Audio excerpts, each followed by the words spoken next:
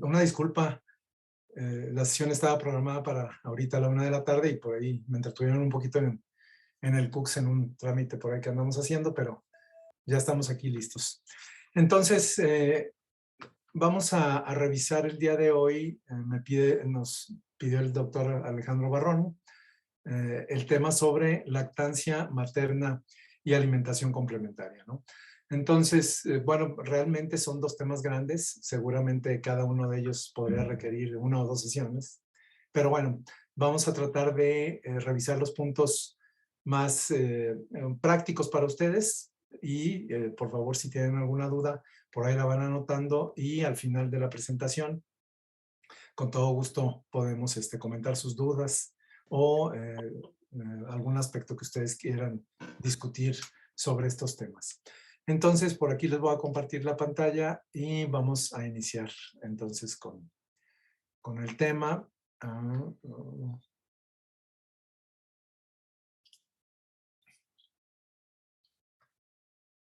Listo. Bueno, entonces, fíjense que para iniciar, hacer una pequeña reflexión sobre las características, sobre las características, no sé por qué quise sale.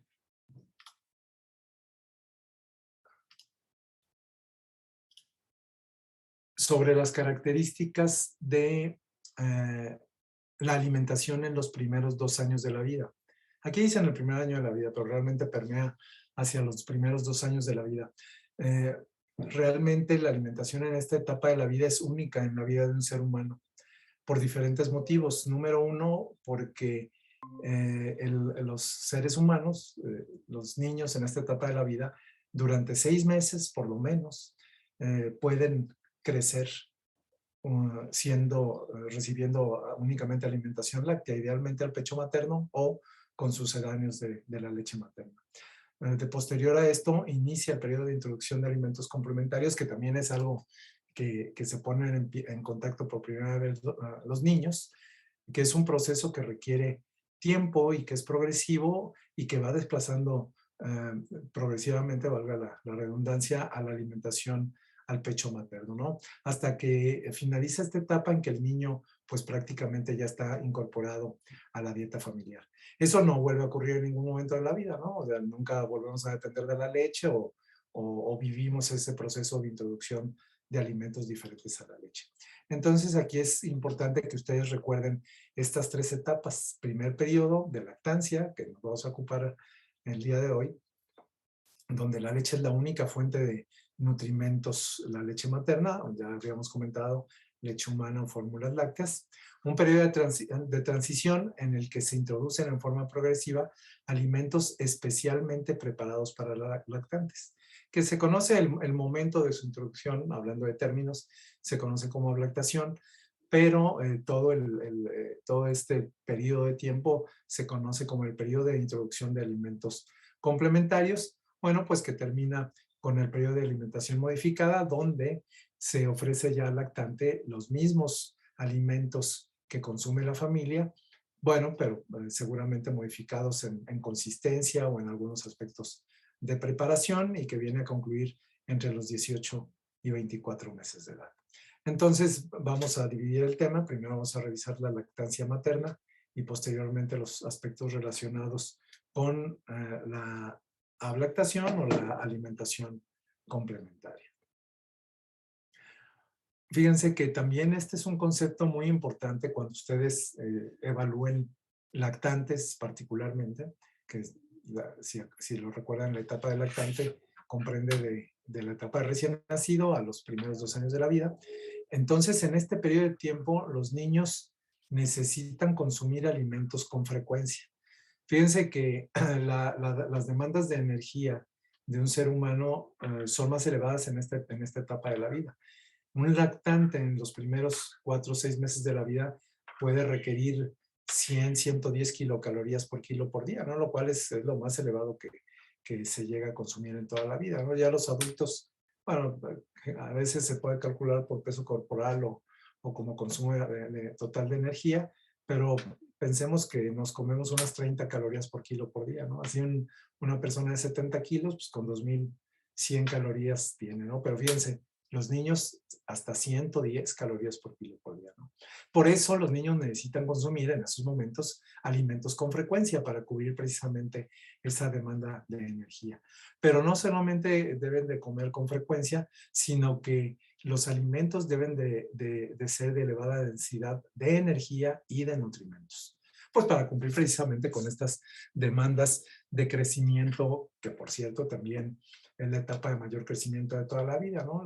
Particularmente los primeros 4 meses de vida de un ser humano, ¿no? Entonces, debe de cumplir con esas premisas. De ahí que los lactantes, y me estoy adelantando un poquito, lleguen a recibir alimentación con leche materna cada 2 o 3 horas, ¿no? O sea, 12 comidas al día o 8 comidas al día, ¿no? Situación que ya no sucede en niños mayores. Incluso cuando los niños ya reciben alimentos complementarios, pues no es raro, no, digo, lo común, vamos a pensar en un niño de 8 o 9 meses, es que todavía realice 4 o a veces hasta 5 tomas de leche materna o de fórmula para aquellos que no la recibieron, y 2 a 3 tiempos de alimentos complementarios. Entonces, fíjense cómo tendríamos 7 tiempos todavía al día. Insisto, situación que únicamente se presenta en estos primeros 2 años de la vida. Y ojo con esto, porque si decimos alimentos que sean de elevada densidad energética y nutrimental, pues podemos pensar en muchos alimentos que les ofrecemos, bueno, yo no, las mamás no, pero que son comunes que se ofrezcan a los lactantes en nuestro medio, que ni tienen energía ni nutrimentos, y que ustedes han escuchado, por ejemplo, líquidos como tés, a les gusta darles tés a los niños, pues no es más que agüita con azúcar, ¿no? Un jugo tampoco, pues no, tendrá un poquito de vitamina C, ¿no? Pero no es un alimento adecuado para cumplir con estas premisas, y podemos hablar de muchos otros que en ocasiones se les dan a los lactantes y que no son adecuados para ellos y que obviamente pueden tener consecuencias. Bueno, alimentación al pecho materno. ¿Cuáles son los beneficios de la lactancia materna? Pues tiene múltiples beneficios. Y aquí es un resumen de los más importantes, podemos decir así. Número 1, promueve un crecimiento y desarrollo óptimos. O sea, realmente el crecimiento y desarrollo de los lactantes alimentados al pecho materno, bueno, pues es la referencia. De hecho, el patrón de referencia de la Organización Mundial de la Salud, publicado en el año 2006, se basa en el crecimiento de lactantes alimentados al pecho materno como un estándar de oro de comparación del crecimiento. Entonces, promueve crecimiento y desarrollo óptimos. Obviamente tiene un perfil adecuado a las necesidades del lactante, ¿no? Es especie específico, ¿no? La leche materna para el niño, ¿no? Desde el punto de vista inmunológico, que ya lo han escuchado, la leche materna tiene una gran cantidad de factores protectores para los bebés. Y un punto muy importante es que la madre podrá transferir parte de su propia experiencia inmunológica a través de la leche materna, ¿no? Un punto que a veces no pensamos, pero que es muy importante, los beneficios desde el punto de vista afectivo, porque se establecen mejores vínculos entre la madre y el niño, que seguramente, como ustedes ya vieron en sus cursos de pediatría o, ¿cómo se llama esta clase? Salud del niño y el adolescente, me parece que se llama. Eh, Realmente es una etapa en que el desarrollo, para el correcto desarrollo del niño, es muy importante tener la cercanía de su madre.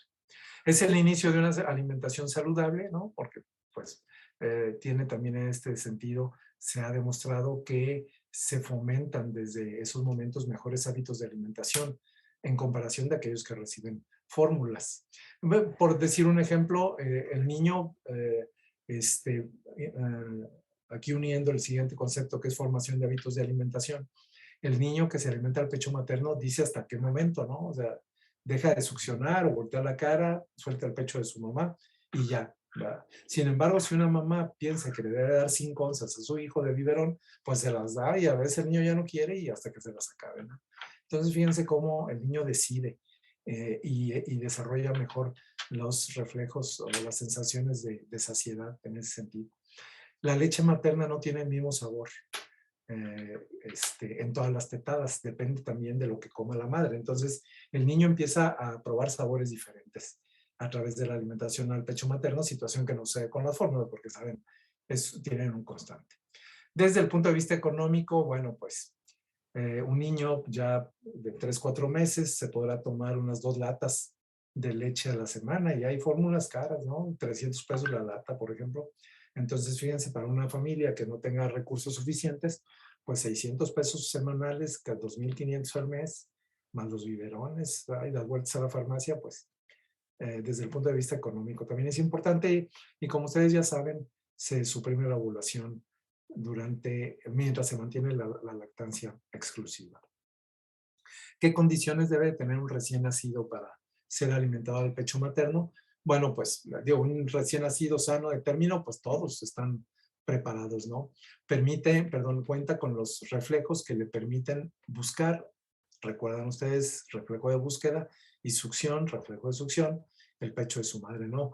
De ahí que se consideren estos dos reflejos primarios como reflejos de sobrevida, así como la deglución de líquidos que se establece inmediatamente al nacimiento. Entonces, los lactantes sanos de término, pues están realmente en condiciones de ser alimentados al pecho materno, ¿no? Bueno, y aquí viene un concepto complementario que era parte de lo que ya comentábamos, perdón, quise hacerlo. Parte de lo que ya comentábamos, recibe la energía, nutrimentos, aquí como que está fallando, nutrimentos que necesita para crecimiento y desarrollo y la protección contra infecciones. El niño obviamente que debe contar con capacidad de succión y efectividad, ya lo comentábamos, es muy importante aquí trabajar en este sentido con las madres y lo vamos a revisar más adelante, con la frecuencia y fuerza de la succión, particularmente con la frecuencia que se debe establecer una vez que nace el bebé. Integridad de la boca y paladar. Fíjense que aún los niños con labio paladar hendido pueden alimentarse al pecho materno. Aquí será cuestión de tener paciencia con el niño y bueno, depende, ¿no? Hay casos no tan, hay casos en que la separación del paladar es amplia y entonces no se va a lograr hacer un vacío fácilmente y puede dificultar un poquito la alimentación al pecho materno, pero es cuestión de apoyar a la mamá y generalmente aún con labio paladar hendido los niños pueden succionar bien. Ya comentábamos los reflejos de búsqueda y succión hace un momento, y un punto muy importante es la capacidad para coordinar succión y deglución. Esto, ojo, porque con los prematuros, con los lactantes prematuros, pues no se cumple, ¿no? Esta capacidad de coordinación aparece entre las semanas 32 a 35 de edad gestacional. De ahí que los lactantes con prematurez, con frecuencia, si ustedes visitan salas, han estado en salas de recién nacido que incluyen cuidar niños de pretérmino, muchos van a tener sondas orogástricas porque todavía no tienen esa coordinación de succionar y deglutir y podrían eventualmente aspirar, ¿no? Sí. O simplemente no consumir la leche, sino que se les escurra a través de la boca y entonces no cumplir con esas demandas de energía, ¿no?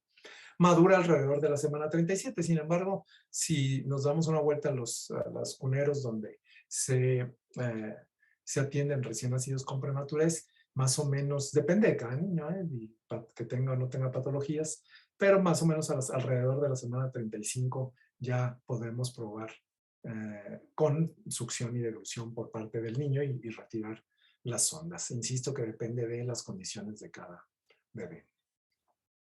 ¿Qué condiciones debe tener la madre? Pues ser sana y querer. Yo creo que eso es lo más importante, que tenga realmente un deseo de alimentar al pecho materno a sus hijos. Todas las mujeres tienen la capacidad para alimentar a los bebés.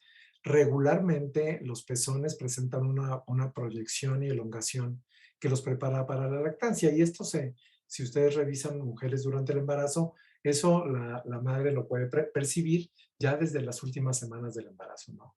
eh, además del propio crecimiento de las glándulas mamarias, pueden notar que los pezones han crecido un poco y se han proyectado hacia adelante, ¿no? Y esto como una preparación de las glándulas mamarias para vivir precisamente este proceso de alimentación al pecho materno.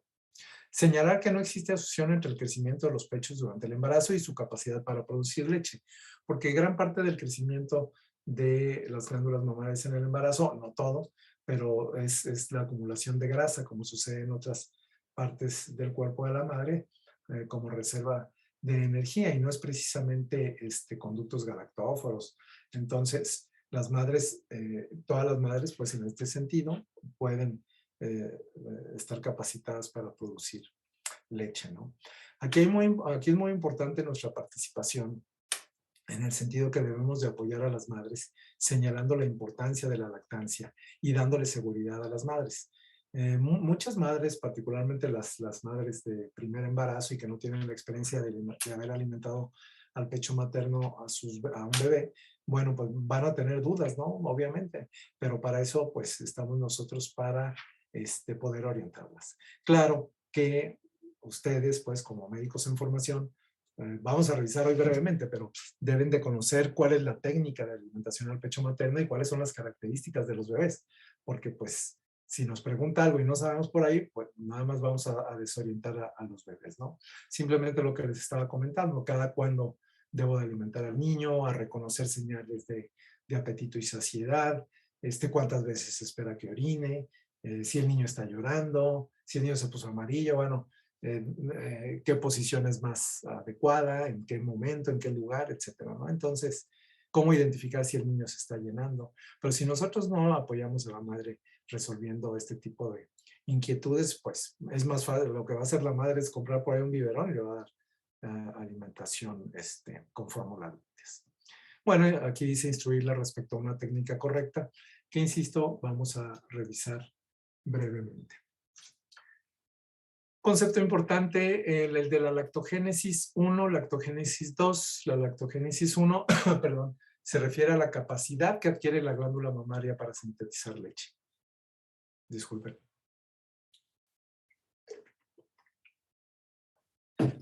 Realmente la glándula mamaria se prepara, bueno, el cuerpo de la madre, ¿no? Pero específicamente la glándula mamaria se prepara, y durante la segunda mitad del embarazo, particularmente en el último trimestre, ya está preparada para la producción de leche, ¿no? Aunque no haya secreción de leche. De ahí que, y así sucede, de ahí que aún madres de lactantes con prematurez, un lactante de 30 semanas, 32 semanas, pues su madre o su cuerpo, el cuerpo de la madre y la glándula mamaria ya se prepararon para producir leche y es capaz también de alimentar al pecho materno a su niño, con las condiciones que decíamos ahorita de la succión. Seguramente la madre se sacaría la leche y se la pasan por sonda al bebé, ¿no? Entonces, eso es la lactogénesis 1, cómo se prepara el organismo de la leche, la glándula mamaria para sintetizar leche.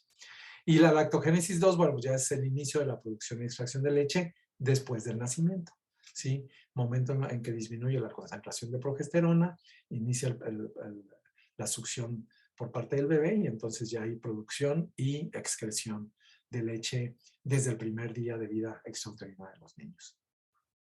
Aquí me disculpan que está en inglés la diapositiva, pero bueno, pues todos ustedes saben. Nada más recordar las fases de la lactancia. La fase 1, que es el calostro, ¿verdad? La fase 2, que es la leche de transición, y la fase 3, que es la leche madura, ¿no? El calostro se refiere al primer líquido que excretan las madres en los primeros días de posparto, ¿no? Y es diferente a la leche de transición y a la leche madura. El calostro generalmente tiene un color más amarillo porque es rico en carotenos, pero tiene algunas otras características. Tiene una mayor concentración de algunos nutrimentos como proteínas, como glucosa inicialmente, bueno, no glucosa, perdón, lactosa inicialmente, y algunos otros componentes como sodio, por ejemplo, ¿no? Este calostro generalmente se presenta en las primeras 48 horas, 24, 48 horas en que inicia la leche de transición, ¿no?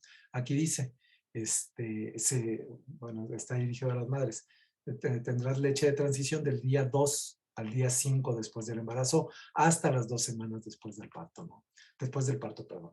Entonces, calostro, la primera secreción, un poquito diferente, más amarilla, primeras 48 horas, posteriormente la leche de transición a partir de las 48 horas, 2 a 5 días, dice aquí, hasta, es que bueno, pues va cambiando poco a poco, hasta las primeras 2 semanas después del parto, y ahí después de eso ya se presenta la leche madura. La leche de transición, precisamente en su composición, es una leche de transición entre el calostro y la leche madura, ¿no? Y ya la leche madura es aquella que tiene la composición que ustedes han revisado y que dura desde las 2 semanas hasta que la madre, por cierto, quiere alimentar al pecho materno a su bebé. Hasta los 8, 10 meses, un año, año y medio, 2 años. Y si lo quisiera alimentar más, pues la composición es la misma de la leche madura. Esto es importante porque luego muchas madres, y seguramente lo han escuchado, ya le quieren quitar el pecho a los 6, 7 meses. Es que me dijeron que es pura agua, ¿verdad? No, pues no es pura agua, sigue teniendo las mismas características desde que se convirtió en leche madura, o sea, aproximadamente a las 2 a 3 semanas posteriores al parto. Algunos puntos muy importantes, fíjense. El volumen de leche en las primeras 24 horas no rebasa los 50, 60, 70 mililitros, por aquí está en la diapositiva. Entonces, realmente la producción es pequeña, pero como es calostro, ya estábamos comentando, y digamos que está un poquito más concentrado, es suficiente para mantener al bebé en esas primeras 24 horas. Lo vamos a revisar ahorita, pero me adelanto. Hay que recomendar que la mamá se ponga al pecho materno a su bebé lo más pronto posible.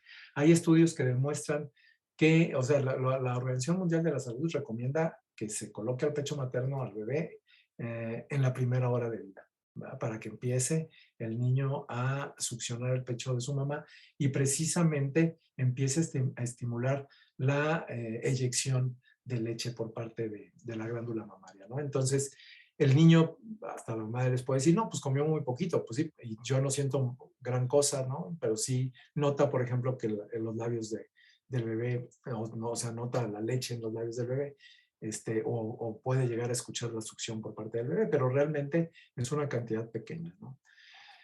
Pero cambia, o sea, cambia de 50 a 60 mililitros en las primeras 36 horas hasta 500 mililitros al día en las siguientes 36. Pero esto depende, fíjense, depende de la intensidad y frecuencia de succión de los bebés. Entonces, si ustedes le dicen a la mamá, no, pues para que descanse ahí en la noche le da biberón, pues no va a establecer una lactancia exitosa. Si empezamos a inventar cosas y darles biberoncitos de agua, pues tampoco vamos a establecer una lactancia exitosa. Porque lo que debemos de aprovechar es esa capacidad de succión del bebé para que estimule precisamente la producción de leche y pase de esos 50 a 60 mililitros rápidamente hacia el medio litro en los primeros 3 a 4 días y pues transite en este periodo de la leche de transición hacia lo que se considera el volumen de producción promedio. Habrá mujeres que producen un poco más, habrá mujeres que producen un poco menos, por aquí vienen los límites, ¿no? Pero lo que se considera como promedio son 750 mililitros diarios de leche materna. La madre también nos puede señalar que experimenta la bajada de leche, aquí lo pusimos entre comillas, porque una vez que se empieza, entre más succiona el bebé, más se empieza a producir el bebé y entonces adquiere esa capacidad de excretar más leche. Y la madre literalmente señalan esa bajada de leche, ¿no? Se llenan sus pechos en retoma y toma, se congestionan e incluso pueden llegar a sentir aumento de la temperatura por la actividad de producción de la leche. Perdón.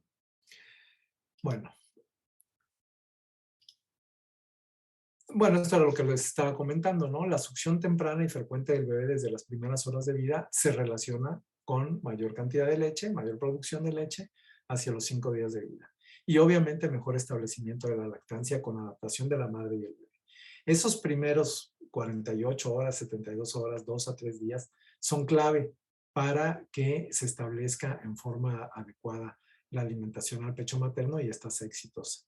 Si fallamos por ahí, y digo fallamos porque nos incluimos los profesionales de la salud, pues ahí está alguna de las causas, no todas, del abandono temprano de la lactancia materna.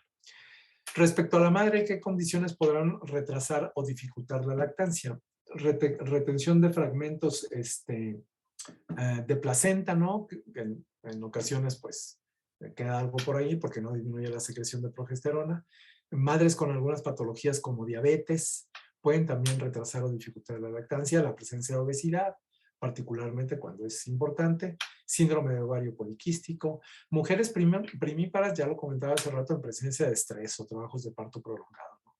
Cesárea, o sea, eso está demostrado científicamente, los niños con cesárea, o sea, que son obtenidos por cesárea, tienen menos posibilidades de recibir o que la lactancia materna sea exitosa. Uso de anestesia, pues también asociada con las cesáreas. La introducción temprana de otros alimentos también. Y ya les decía yo, su biberoncito de agua y que un tecito, vamos al fracaso para establecer la lactancia materna exitosa. Tabaquismo y alcoholismo.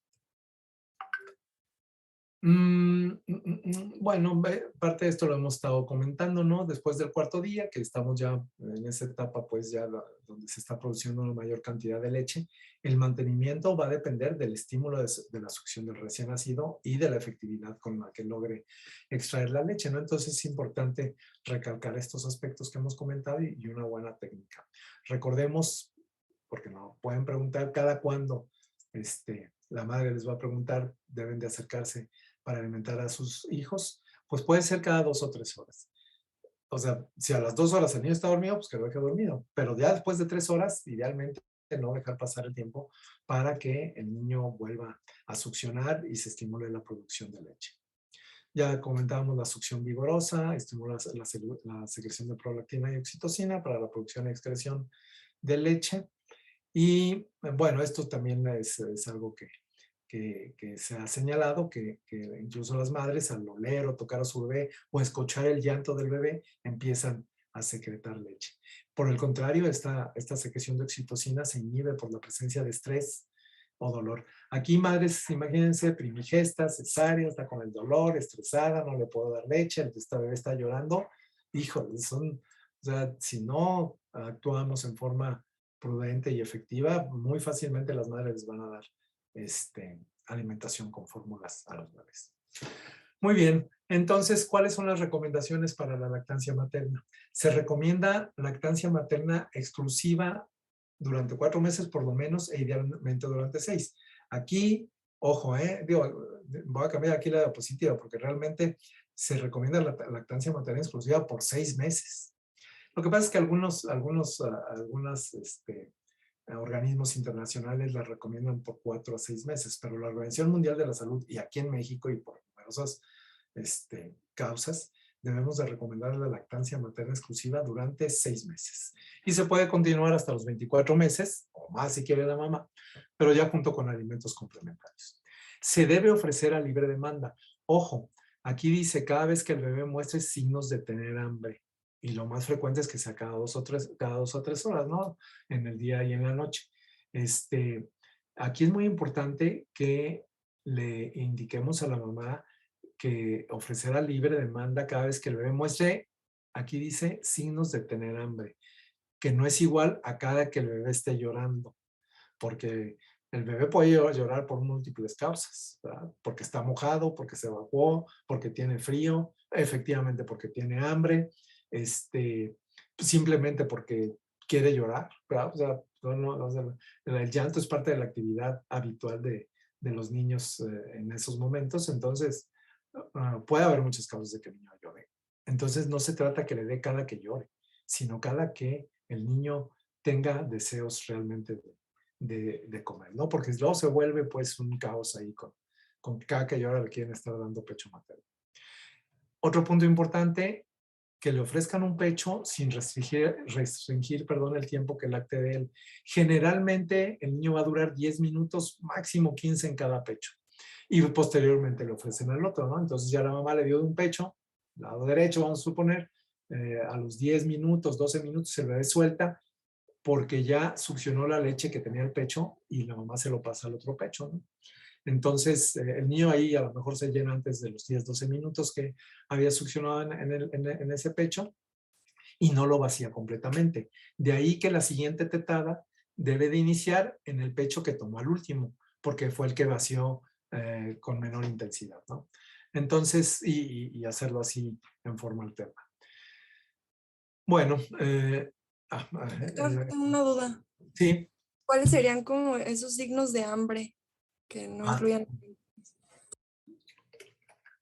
el llanto puede ser un signo de hambre. Otro signo de hambre puede ser que el niño de estar dormido despierte y empiece a moverse, ¿no? El niño generalmente, otro signo de hambre es que empiece a mover su cabeza para los lados porque está buscando ya el pecho de la madre e incluso con movimientos de la boca, ¿sí? O sea, esos son los, aunque están chiquitos, pues son los signos que manifiestan, a través de los cuales manifiestan hambre. O sea, se pueden despertar, estar inquietos, sin llorar, movimientos de la cabeza, o sea, movimientos de búsqueda e incluso de búsqueda y de succión con la boca, ¿no? Probablemente no hagan la succión completa, pero sí hacen movimientos con la boca como tratando de succionar precisamente. Esos son señales de hambre. Porque un niño puede estar orinado, por ejemplo, y estar llorando y no hacer ninguno de esos movimientos, simplemente estar llorando. Y claro, o sea, si no se acerca a la madre y lo atiende, el niño va a llorar.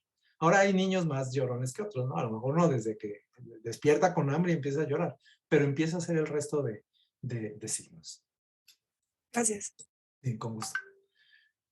¿Qué debemos de decirle a las madres? También algunos aspectos sobre la técnica. Bueno, que esté relajada y cómoda. Una mamá con estrés y a ver si quiere y no quiere, no, hay que calmarlas y darle seguridad de que todas las mamás pueden y todos los niños también. Bueno, la gran mayoría, ¿no? Una posición relajada, cómoda, puede estar sentada, acostada eventualmente si es en la noche, ¿no? Ojo que no se van a quedar dormidas encima del bebé, que ya ha sucedido, ¿no? Como se señala ahí.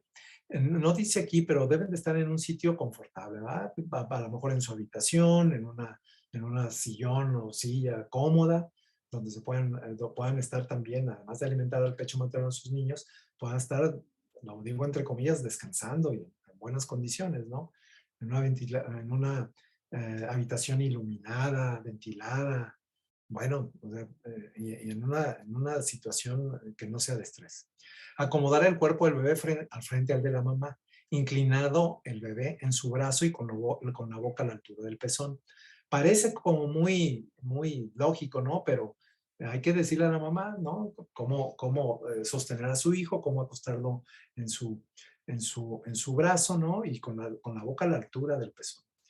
Bueno, aquí dice, ¿no? La cabeza, espalda del bebé descansan sobre el antebrazo de la madre, del lado del pecho, obviamente, que se está ofreciendo, ¿no? Porque se les puede ocurrir ponérselo al revés a las mamás.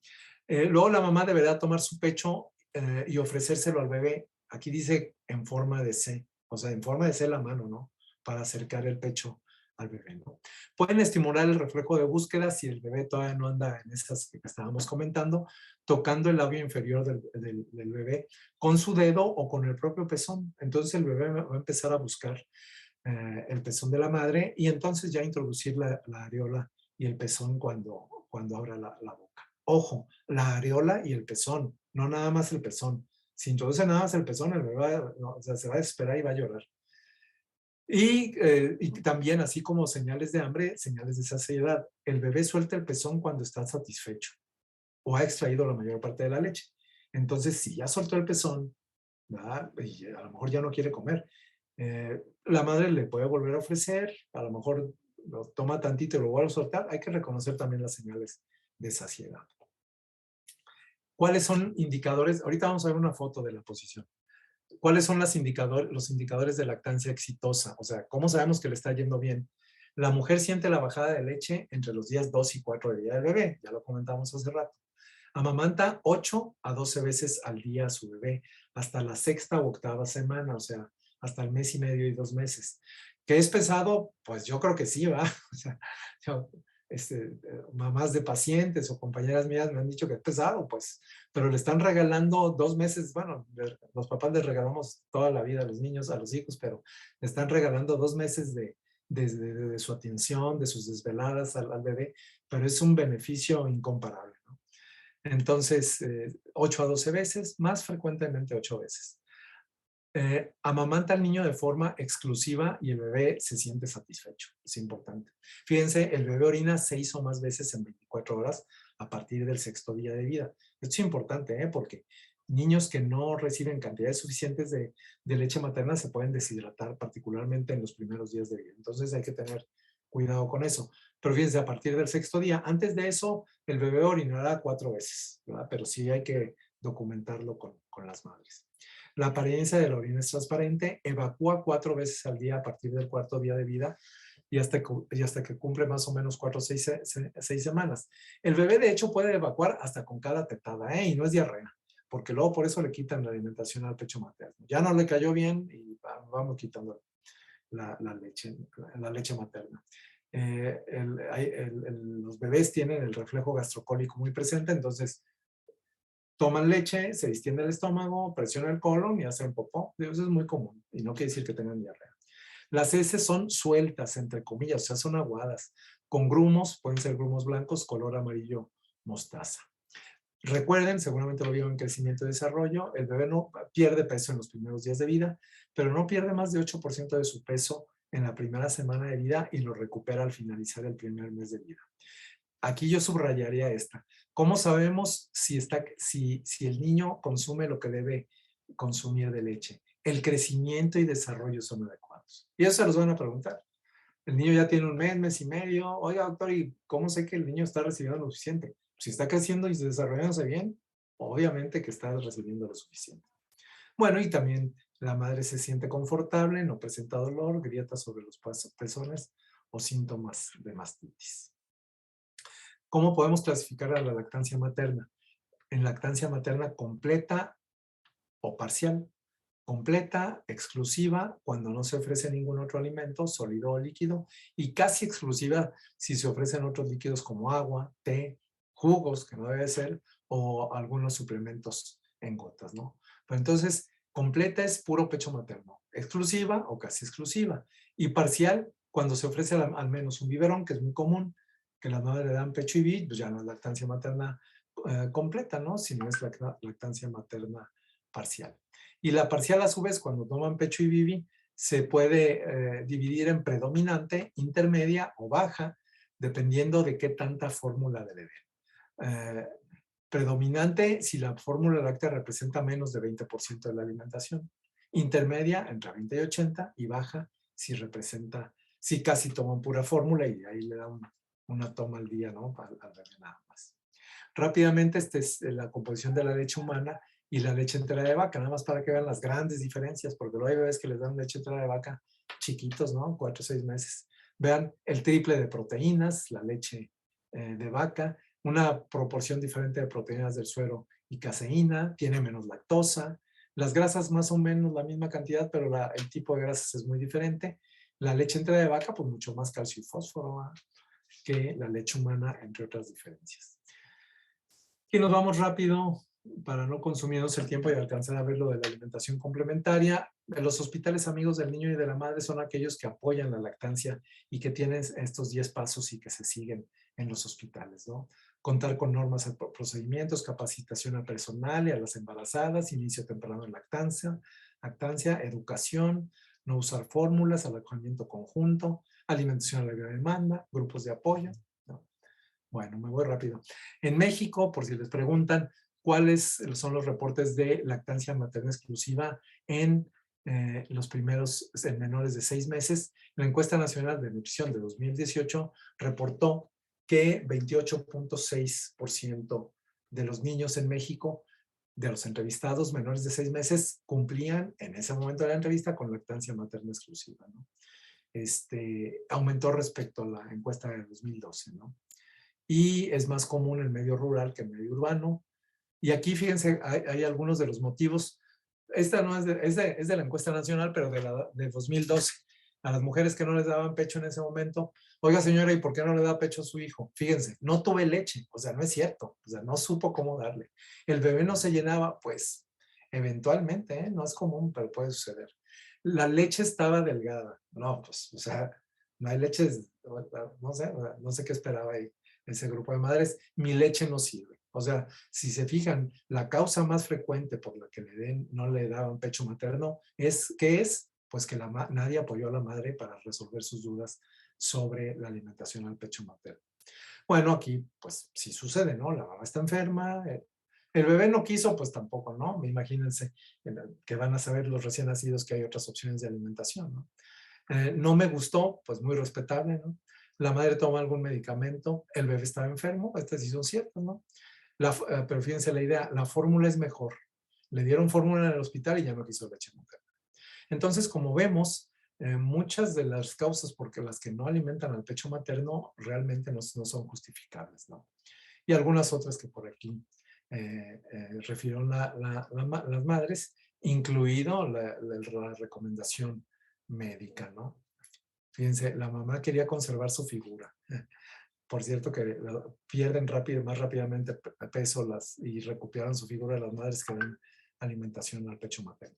Fíjense, posición adecuada. El bebé está, o sea, vean los labios del bebé, abarcan la areola y obviamente con la lengua está succionando el pezón. Inadecuado. El bebé nomás está tomando el pezón. O sea, no está realmente haciendo una succión adecuada y puede fracasar la lactancia materna. Digo, nada más por un detalle de este tipo. Pues ya habíamos leído pues cómo se lo colocan en el brazo, ¿no? La cabeza hacia el pezón, etc. Muy bien. Bueno, esto ya lo hemos comentado. Después de los primeros 6 meses de lactancia materna exclusiva, ya la leche humana no cubre las demandas de energía y algunos nutrimentos en la mayoría de los lactantes.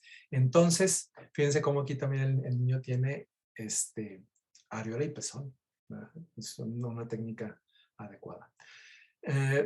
Entonces, no es posible que el niño siga creciendo como debe de crecer y cumpliendo con las demandas de energía y nutrientes, diferentes nutrientes, de seguir siendo alimentado exclusivamente al pecho materno.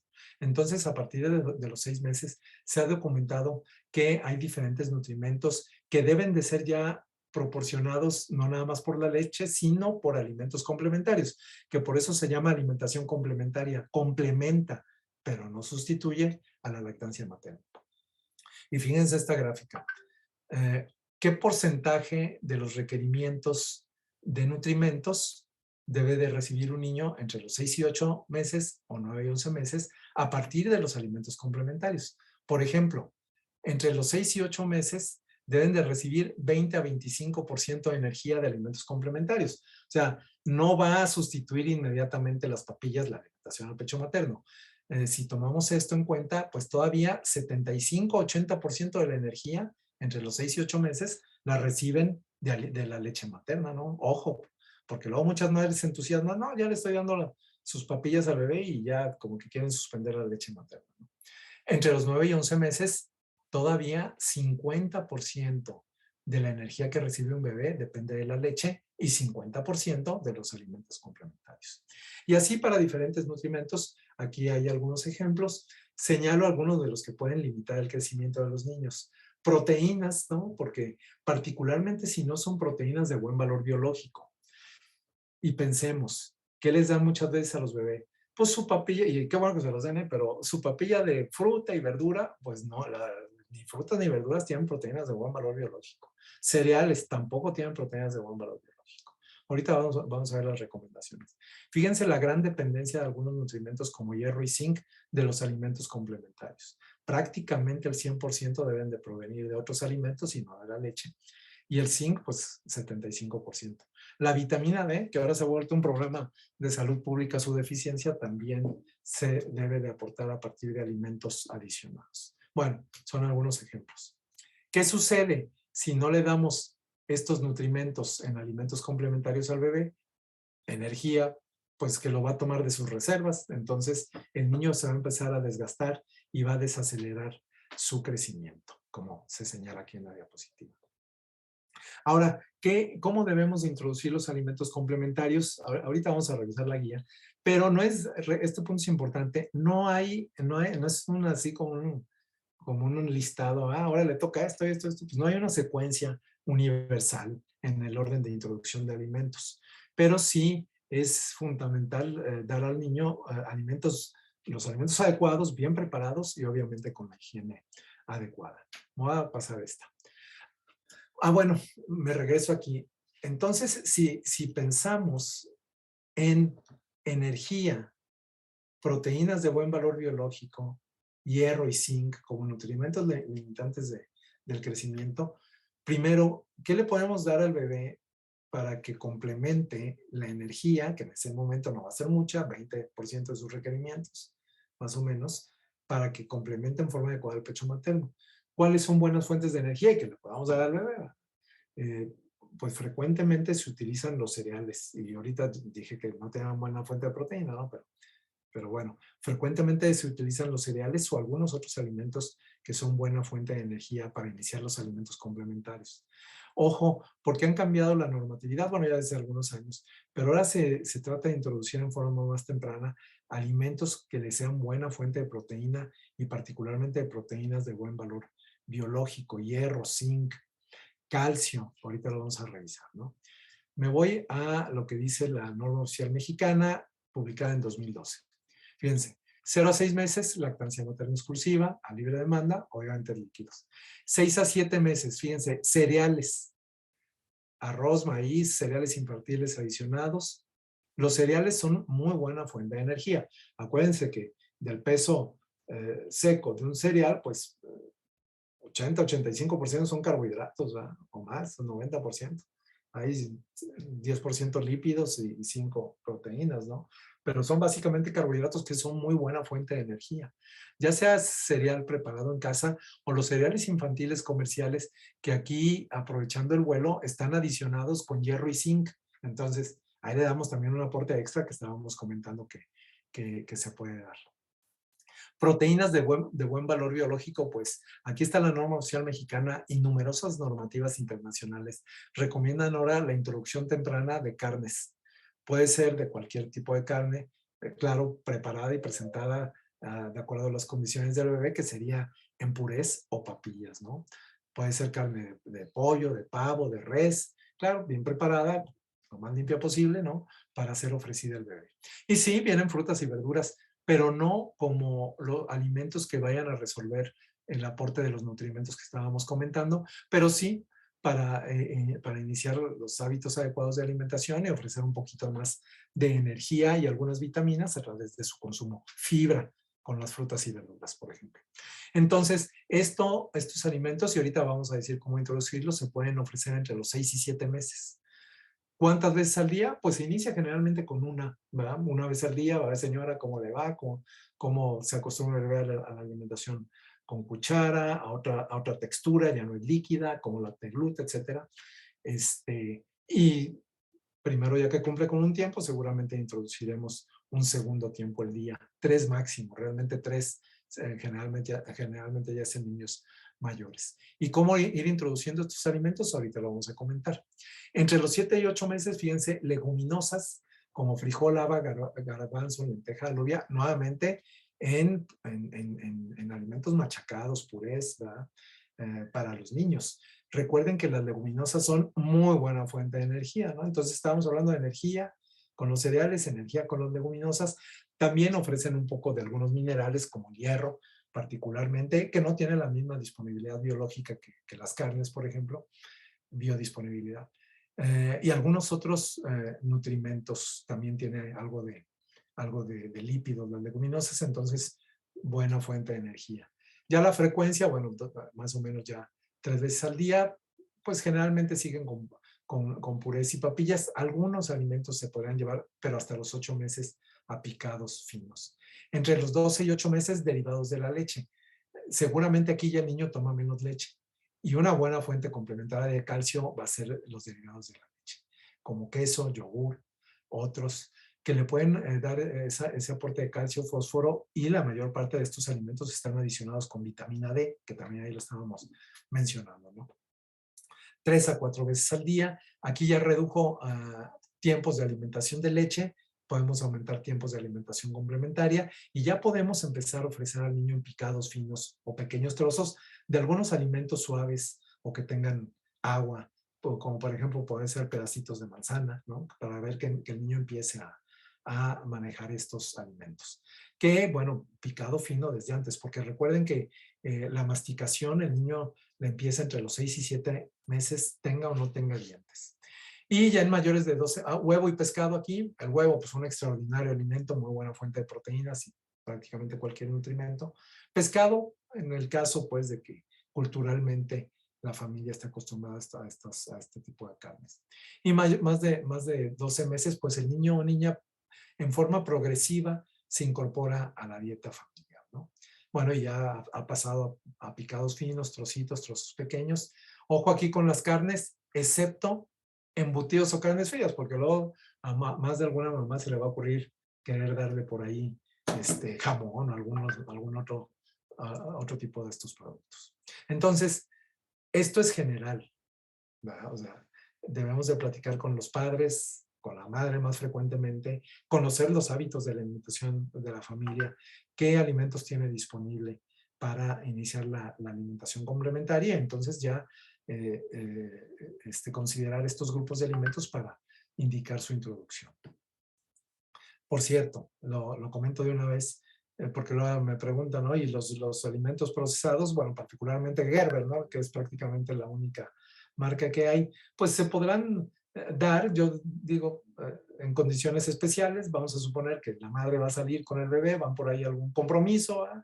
Y va a ser difícil que ande cargando con la papilla y que esté en forma adecuada y que se mantenga en forma adecuada un periodo de tiempo. Entonces, pues a lo mejor si se lleva en esa ocasión una papilla de fruta, verdura o de lo que le quiera dar, pues está bien, ¿no? Pero no ser los alimentos habituales para los bebés. A través de la alimentación complementaria, los niños, fíjense, de eso no hablamos, pero es todo un capítulo, los niños, este proceso influye en el neurodesarrollo del niño. El niño va a aprender a percibir aromas diferentes, texturas diferentes, ¿no? Aunque sea papilla, la madre le haga papilla, no va a ser la misma textura de un pollo que de una fruta, por ejemplo, ¿no? Texturas diferentes, sabores diferentes, ¿no? Situación que con los alimentos comerciales las texturas es la misma. Olor no tienen los mismos olores. Entonces, no es bueno para la educación de la alimentación de los bebés que los alimentos procesados sean su única dieta, ¿no? Realmente hay que fomentar que la madre prepare los alimentos para el bebé. Fíjense aquí rápidamente, y tenemos todavía 3 minutos, si me dan permiso, nos tomamos los 5 minutos que me tardé. Fíjense, este es de la encuesta nacional de 2012. Si decimos que les deben de dar carnes o buena fuente de proteínas de origen animal a partir de los 6 meses, ¿con qué frecuencia se reportaron en la población en el país que encuestaron en la encuesta nacional de nutrición? Entre los 6 y 8 y 9 meses, únicamente 34% de los mamás señalaron que ya le habían dado este tipo de alimentos. Y entre los 9 y 12 meses, ni siquiera la mitad, ¿no? Entonces, pues una cosa es lo que aquí estamos comentando y otra cosa es lo que hacen las mamás. Sin embargo, vean lo que no deben de hacer. Este grupo de alimentos que aquí dice sweets, porque la publicación está en inglés, se refiere a cualquier tipo de alimento como dulce, postres o bebidas azucaradas. Si se fijaron, en la norma oficial mexicana no vienen ni dulces, ni postres, ni bebidas azucaradas, pero eran los alimentos más consumidos hacia los 12 meses de edad, ¿no? Y desafortunadamente en bebidas azucaradas pues incluimos los refrescos. Y no es raro que a los bebés les den ese tipo de alimentos y que se inician, por cierto, las bebidas azucaradas, los dulces, postres, en etapas muy tempranas de la vida. Bueno, finalmente, ¿cuáles son las recomendaciones que podríamos dar a las mamás? Porque ya vimos cuáles son los alimentos, pero ¿cómo le dirían, cómo lo iniciaríamos? Le podríamos decir a la mamá que hay que introducir un solo alimento nuevo a la vez. Vamos a suponer que ya le dio cereal de arroz, vamos a suponer, ¿no? Ahí preparado con un poquito de agua o de su misma leche, y ya se lo dio un tiempo y queremos incluir otros alimentos y pensamos en las frutas. Bueno, a lo mejor le vamos a decir que le puede dar plátano, que le puede dar manzana, que le puede dar pera, vamos a decir, ¿no? Pero uno solo nuevo a la vez. Entonces el bebé ya toma cereal y le podemos decir, bueno, dele una papilla de manzana, por ejemplo, o de plátano, y observar la tolerancia más o menos 3 días, ¿verdad?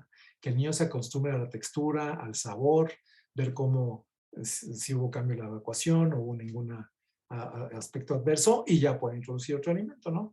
Entonces, fíjense cómo en un mes puede introducir 10 alimentos diferentes si introduce uno nuevo cada 3 días. Y eso es importante porque luego si no lo hacen las madres, los bebés se quedan por ahí anclados en 2, 3 alimentos y vamos a suponer, pues nada más le dio plátano y manzana y el día que se enfada del plátano y manzana, pues ya no comió frutas, ¿verdad? Porque luego vienen las etapas de mayor edad del niño en que son un poco remilgosos. Entonces, así es como podemos decirle a las mamás. Número 2, utilizar utensilios apropiados para el bebé, ¿verdad? O sea, no, que no saque hay cucharas, pues, que tienen una protección para no lastimar las encías de los bebés. Si el niño rechaza un nuevo alimento, entre comillas, hay que probarlo nuevamente. No, pues no le gustó el plátano nuevamente, ¿no? Bueno, pues esperarse a lo mejor dárselo otra vez al otro día. Si no le gustó, bueno, separarlo, pero esperarse, no sé, volverlo a ofrecer en unos 5 o 7 días. Y si no le gusta, otra vez en 5 o 7 días. Y hay algunos reportes que dicen que en los bebés, algunos alimentos, no todos, la mayoría los aceptan, pero algunos alimentos pueden requerir hasta 6 a 8 veces presentarlos para que sean aceptados. Y es momento de hacerlo, ¿no? Porque ya el niño mayor, que se pone ya medio remilgoso, que no quiere comer algo, no lo va a comer. Entonces ese es buen momento de hacerlo. No forzar la alimentación, los hábitos de alimentación.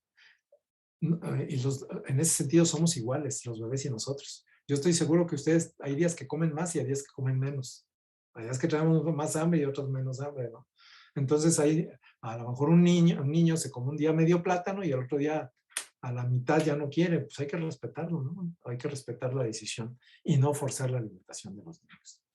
Bueno, lo que estamos comentando, ¿no? El apetito puede ser variable. Disminuir distracciones a la comida, a la hora de la comida.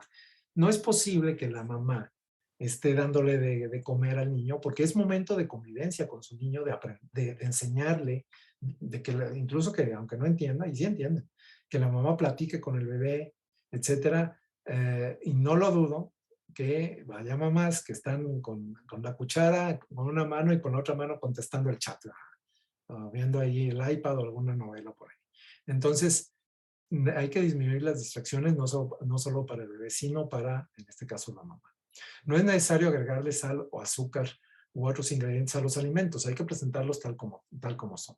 Luego, por eso estamos creando niños con hábitos de alimentación que favorecen el consumo de productos dulces. Pues desde niños así los enseñaron, ¿no?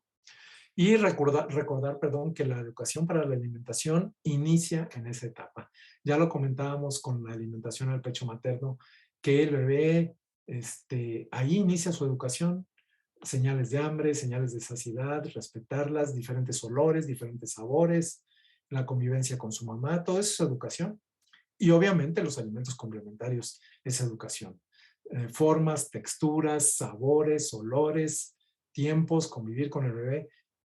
Obviamente que sean alimentos saludables, que nosotros debemos de recomendar, todo eso es educación para la alimentación. Y no vamos a hablar de este tema, pero ahora pienso en los niños con obesidad, que luego los regañan, niños de 7, 8 años, no, pues es que le gustan mucho los refrescos, pues sí, pero desde bebé le están dando, ¿eh? O le gusta mucho lo dulce, pues sí, pero desde bebé todo le agregan ahí miel o azúcar para que se lo comiera. Entonces, ahí estamos realmente creando los hábitos de alimentación de los niños. Bueno, la alimentación adecuada entonces cumple con su función nutricia específica. Eso es importante, ¿no? La función nutricia es proporcionar energía y nutrimentos para que el bebé crezca y se desarrolle plenamente, ¿no? Pero también vivir esas experiencias de educación, succión, deglución, masticación, sabores, calor, contacto, la satisfacción del hambre, los aspectos sociales de la alimentación, que realmente son parte de la educación alimentaria de los niños y que realmente inicia en el primer año de la vida, ¿no? Finalmente, para finalizar, pues no olviden alentar la lactancia materna exclusiva hasta los 6 meses de edad, evaluar mensualmente el crecimiento y desarrollo de los lactantes para decidir si iniciamos los alimentos complementarios antes de los 6 meses. No va a ser común, pero puede ser alguno en algunas ocasiones, ¿no? Y definitivamente, esto hasta hay una definición de alimentación temprana, que es aquellos bebés que les empiezan a dar desde antes de los 4 meses de edad. Esto definitivamente no lo deberíamos de hacer. Bueno, muchachos, pues esa fue la última diapositiva. Miren, 5 minutos, como les comentaba, un poquito más, ¿no? Pero pero pues alcanzamos a ver el tema. Yo sé que fueron los puntos más, digamos, más elementales y sobre todo me gusta compartir algunos aspectos prácticos con ustedes y con todo gusto, si ustedes desean, podemos dedicarle 2, 3 minutos si tienen alguna pregunta o comentario y de lo contrario, pues gracias por su atención. Y por aquí nos vamos a ver después en el tema de la desnutrición, por cierto. ¿Alguna pregunta? ¿Comentario? Yo sí, doctor. Sí. Pero levantó la mano primero, Iván. Sí. Adelante, Mariela. Ok, gracias. Bueno, es que había leído que, por ejemplo, como la lactancia pues incluye la parte del apego y todo, bueno, todo eso demás que Sí. vimos, que las mamás, por ejemplo, que trabajan y se sacan la leche con pues los extractores y les dan como a sus bebés sus biberones en las guarderías, aún así que fuera pura leche pues de ellas, ya no se considera como lactancia materna exclusiva. Bueno, eso leí, pero se me hizo muy raro. O sea, Sí, lo que pasa es que, o sea, la definición así de lactancia materna exclusiva se refiere a todo el acto de la lactancia, que la mamá es directamente quien le ofrece el pecho materno a su hijo, por lo que estamos comentando, ¿no? De parte de los vínculos madre-hijo, de la educación para la alimentación, de lo que por ahí preguntaban sus compañeros de señales de apetito, saciedad, etcétera, ¿no? Por eso algunos autores consideran que la extracción de leche y su administración en biberón no cumple con esa definición, ¿no? Pero es por ok, eso, ¿verdad? Pues desde el gracias. punto de vista exclusivo de la leche, pues sí sería lactancia materna exclusiva si no está recibiendo nada más. Pero es por eso. Gracias. Sí, con gusto. Doctor, Sí, además de la galactosemia, ¿existe otra contraindicación absoluta para la lactancia materna? fíjense que algunas enfermedades transmisibles que puede la mamá transmitir en forma vertical al bebé, pueden contraindicar la lactancia materna, como la hepatitis B, como pues el síndrome del SIDA también. Aquí la Organización Mundial de la Salud, pensando en países donde el riesgo de morir de los bebés sea mayor porque no le dieron pecho, que porque el riesgo de transmitir esta enfermedad, por eso la Organización Mundial de la Salud dice que pues se evalúe ese riesgo, ¿no? Pero también puede ser una contraindicación. Otra contraindicación es el uso de algunos medicamentos, pero eso es poco común, ¿eh? O sea, generalmente serían medicamentos eh, de uso poco común, como antipsicóticos, por ejemplo, ¿no? En madres que tienen depresión por posparto y que llegan a requerir de ese tipo de medicamentos, u otros medicamentos que no son tan comunes, anticoagulantes también, porque van a pasar al bebé y puede haber problemas con los niños. La mayor parte de los medicamentos no contraindican la lactancia. Digo, los medicamentos que se utilizan en forma rutinaria, los analgésicos, antibióticos, antiinflamatorios, que en ocasiones se les prescribe a las madres posterior al parto cesárea, no la contraindican. Pero son pocas y ahorita no recuerdo si algún otro trastorno metabólico. Galactosemia es el que clásicamente contraindica la lactancia. Gracias. Sí. Bueno, por aquí No, alguien anotó, ¿sí? no, si quiere responder la pregunta de mi compañera Aquí primero. dice su compañera Carla, si decide mantener la lactancia después de los 12 meses, se predomina lactancia o alimentación complementaria. Generalmente después de los 12 meses los niños, hacia los 9 a 12 meses los niños llegan a tomar ya únicamente 3 a 4 tomas de leche materna o de biberón. Entonces, como les decía, esto es como una transición. Conforme incrementa los alimentos complementarios, va a disminuir la cantidad y la, vamos a decir, importancia de la lactancia sobre la alimentación del lactante. Pero todavía en el segundo año de la vida, y ustedes lo pueden corroborar con lactancia de alimentos al pecho materno o que toman fórmula, toda la alimentación láctea es importante.